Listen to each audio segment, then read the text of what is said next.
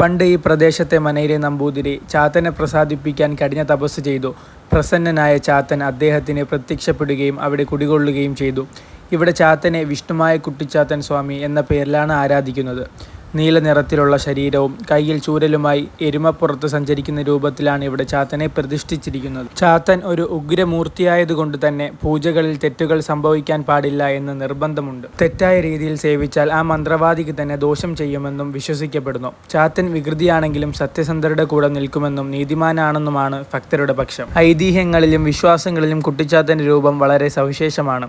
സാധാരണയായി രണ്ട് തരത്തിലാണ് ചാത്തൻ്റെ രൂപത്തെ വിവരിക്കാറുള്ളത്. ഒന്ന്, മന്ത്രവാദ ഗ്രന്ഥങ്ങളിലെ ദ്വാനരൂപം, മറ്റൊന്ന് നാടൻ കഥകളിലെ ബാലരൂപം. ചാത്തൻ സഞ്ചരിക്കുന്നത് ഒരു എരുമയുടെ പുറത്താണ്.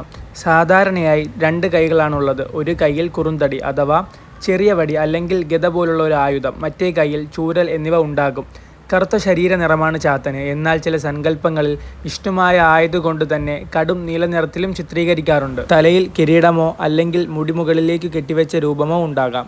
8 വയസ്സുകാരനായ ഒരു ചെറിയ ആൺകുട്ടിയുടെ രൂപത്തിലാണ് ചാത്തൻ പ്രത്യക്ഷപ്പെടാറുള്ളത്. അതുകൊണ്ടാണ് കുട്ടിച്ചാത്തൻ എന്ന് വിളിക്കുന്നത്. കൗബീനം ധരിച്ച അരയിൽ മണികൾ കെട്ടിയ രൂപമായാണ് സങ്കല്പം.